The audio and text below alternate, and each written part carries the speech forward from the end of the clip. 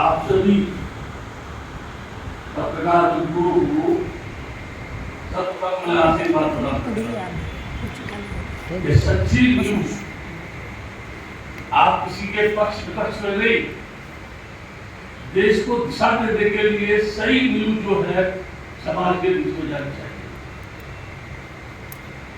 मैं आगे पीछे से बात नहीं करूंगा, मैं इतिहास में जाऊंगा। मैं विज्ञानवादी विचारधारा का व्यक्ति हूँ और मेरा जीवन का जो लक्ष्य है वो धन संग्रह करने का नहीं, बुद्ध विहार बनाने का नहीं, या कहीं बाहर जाकर के सैर सपाटे करने का नहीं। मेरे जीवन का लक्ष्य था एक आदर्श गौ समाज का निर्माण हो, एक आदर्श विश्व का निर्माण हो और हमारे देश में नॉर्थ से लेकर वेस्ट तक और साउथ से लेकर के नॉर्थ तक सबकी पूजा पद्धति एक हो, एक सुर हो, एक संस्कार हो।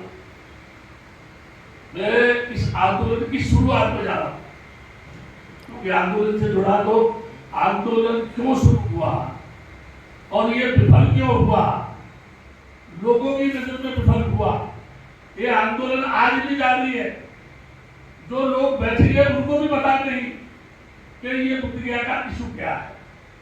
जितने लोग समर्थन कर रहे थे वो भी नहीं जानते कि what is the reason of Bodh Gaya temple management act 1949, वो भी नहीं जानते। ये टेम्पल कब निकला, कितना निकला, इसके साथ साथ क्या निकला, जो पूरा परिसर है ये अंदर था या केवल टेम्पल अंदर था, साइड में जो चबूतरा है क्या वो भी अंदर था, बाहर जो बना है क्या वो भी अंदर था। अगर ये सारी जानकारी आज के लोगों को हो तो आंदोलन करने की भूमिका उनकी समझ में आएगी। मैं बोल रहा था कि आंदोलन बाद में शुरू हुआ। आंदोलन से पहले एक बात बताऊंगा आपको। वीर संरक्षक बनते हुए बोध गया में किसी पंडित को उठा के पटना, झगड़ा हुआ। दो चीजें हैं, क्या एक भिक्षु को अपने शील को भक्त करके, अपने आदर्श को, अपनी करुणा और नैतिकता की भावना को त्याग कर पटका पटकी का खेल खेलना क्या बुद्ध ने कहीं बताया है? बुद्ध ने बोला है कि कहीं तो पटका पटकी करो, हिंसा दो या हिंसा का सहारा दो। बुद्ध ने कहा क्रोध को शील से जीतो, अहंकार को त्याग से जीतो। दूसरों के अंदर अहंकार त्यागी तो बोलो, उसके अंदर अहंकार तुम्हारे तुम भी अहंकार, वो घृणा करता है तुम भी घृणा करते हो। अगर तुम ये कहते हो कि ब्राह्मण भागो, ये महाबोधि विहार हमारा है, मैं ये कह रहा हूं, ये लोग सुन रहे होंगे मेरी बात को, ब्राह्मण का कभी भी महाबोधि विहार पर कब्जा नहीं रहा। ये चैलेंज है मेरा, कोई भी इतिहास का अगर इसको सिद्ध करे तो मैं ये मान लूंगा कि सही मामले में बनते नहीं। ठीक है, आप कहेंगे क्यों? एक प्रश्न पैदा होगा ना, जब मैं कह रहा हूं ब्राह्मण का कभी कब्जा नहीं रहा। खुदाई जब हुई, टेम्पल जब निकला, ये मेहनत के खसरा खतौनी में था। खसरा का तुम समझते हैं आप, खेत का नंबर वगैरह होता, उसको निकला। उसने उसकी देख रेख की, पूजा की, साफ सफाई करता था। क्योंकि बर्मा के लोग सोने के पत्ते चढ़ाते थे वहां, तो मोटी रकम मिलती थी, तो वो देख रेख करता था। धीरे धीरे उसको लगा कि एक नोट छापने की या सोने की कितनी बनाने वाली एक टेम्पल मुझे मिल गई है, जिससे बहुत सारा धन मुझे प्राप्त हो सकता है। अनाकारी तब्बार की लड़ाई से जब ये मसला ओपन हुआ, मैं आपको बता दूं, बहुत से लोग बोलते हैं भदंत अनाकारी, उन विचारों को यही बता दें कि वो भदंत नहीं था, वो अनाकारी था। बाद में मरने से कुछ समय पहले भिक्षु बना। भिक्षु बनने के बाद महास्त्र नहीं बना, इसलिए भदंत की कैटेगरी में नहीं आता। और हमारे देश में तो कल का भत्ते जो बना है जीवन पहन के, कल किसने बनाया, वो भत्ते क्यों बना, उसके जीवन का लक्ष्य क्या है, क्या उसके मन में वैराग पैदा हुआ? निर्वाण के लिए बना, धन के लिए बना, व्यापार के लिए बना, संस्कार के लिए बना, प्रधान पाठ के लिए बना, नामकरण संस्कार करने के लिए बना, विवाह करने के लिए बना। पूरे त्रिपिटक को पढ़ करके देखा जा तो कहीं भी किसी भी भिक्षु को कोई भी संस्कार करने का बुद्ध ने कभी आदेश नहीं दिया है। ये त्रिपिटक के ताकत क्या आदेश दिया है? धर्म गुरु का काम है आशीर्वाद देना। आप उसके बाद जाएंगे आशीर्वाद देगा। क्यों? रूप और रुपया दोनों परिवर्तनशील है।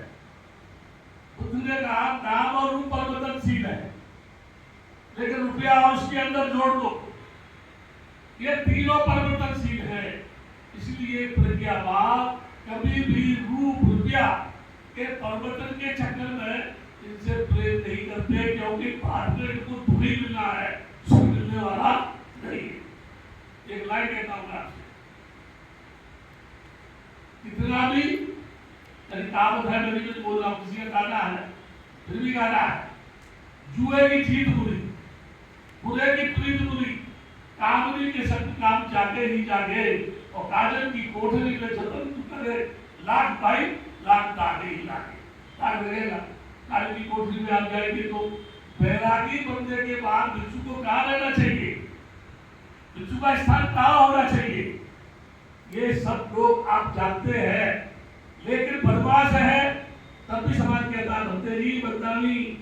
अच्छा है उसको भी कहते हैं भद्दे जी बदनामी। वो उपासक ये नहीं जानता है सही मायने में इनमें से कौन भिक्षु है, किसको भिक्षु माना जाए। उस पर सूत्र में आता है आव नहीं हो, पाव नहीं हो, दक्ष नहीं हो, अचल करनी अनुतरन पुंजक है लोक साथी। जो आदर करने योग्य है, जो दान देने योग्य है, जो पूजा करने योग्य है, कौन? जिसमें त्याग है, जिसमें करुणा है, जिसमें शील है, जिसमें समाधि है, जिसको एकांत करने की क्षमता है। जब ये आंदोलन शुरू हुआ तो एक शक्ति बनी। और कौन लोग थे?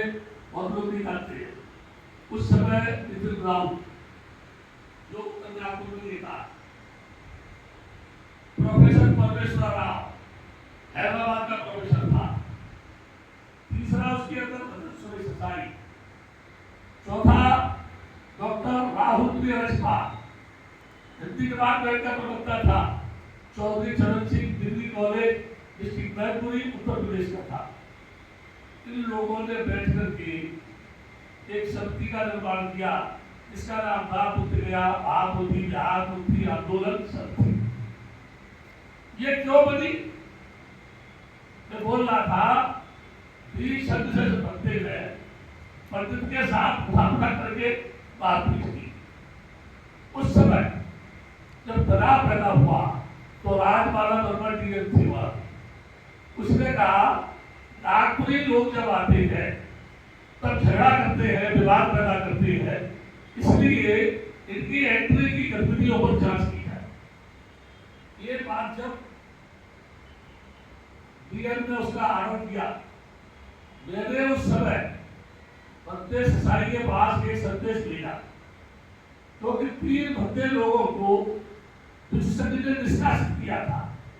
एक भद्दे एग्रेसिव पार्टी का जो हमेशा मंच पर खड़े होकर नाचता है, कभी किसी को बुरा बताता, कभी किसी को अच्छा बताता है, और 40 साल से वो भद्दे मुझे रोज गाली देता है, और मैं 40 साल से उसको आशीर्वाद देता हूँ कि मेरे भद्दे तू निरंतर 100 वर्ष तक जिंदा रहे, और भद्दे आनंद में ऐसे ही जूठे मारता रहे, और शिखर की उतनी ऊंचाई पर जा कि जब ऊपर से नीचे गिरे तो तेरे शरीर का ढांचा एक दिन बोधी लोग नहीं पहचान पाए कि गिरने वाला कौन था।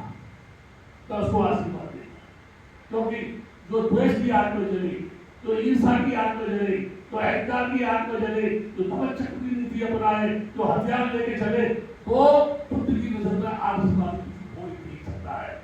आपने जो इसलिए बुद्ध ने कोई हथियार अपने पास रखा, अग्निवार को किसी की सेना नहीं पकड़ पाई, बुद्ध कैसे पकड़ के ले आया? उसको कहा पकड़ के जैसे थाईलैंड में लोग शेर को पकड़ के घूमते हैं, अभी देखो थाईलैंड के लोगों को बोले जब बानवे में पहली बार आंदोलन शुरू हुआ तो चैतभूमि से यात्रा शुरू हुई और वो आगरा होकर के झांसी नदिया होकर के बोर्ड के बाद उसमें लोग नारे लगा रहे थे, भोमरा के लिए आगे बढ़ो हम तुम्हारे साथ है। कोई कह रहा था सूर्य करता ही आगे बढ़ो हम तुम्हारे साथ है। कोई कह रहा था भक्ति आनंद बढ़ो हम तुम्हारे साथ है। कोई कह रहा था करवा के भक्ति आगे बढ़ो हम तुम्हारे साथ है।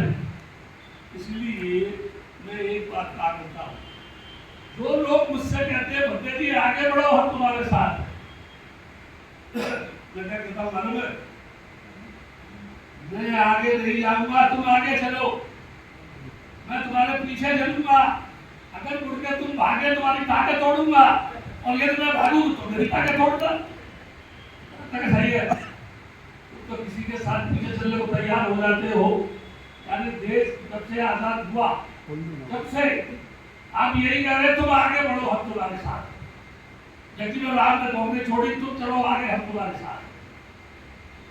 तो चला तो तुम आगे बढ़ो हम तुम्हारे साथ, ठीक है ना। मायावती सरकार में आई तुम आगे चलो बेटी हम तुम्हारे साथ। काशीराम जी आए तुम आगे बढ़ो हम तुम्हारे साथ। अरे यार तुम किसके साथ है? जो धोखा दे रहे, जो बदमाशी दे रहे भाई, जो बर्बादे काम कर रहे हो किसी को, तो भाग जाते हो पीछे, बेचारा अकेला खड़ा रह जाता है। क्यों? तुम कहते हो आगे बढ़ो, उसका हौसला बुलंद हो जाता है। मैंने देखा, उसके आंदोलन में देखा, जब मैं लालू से मिलने गया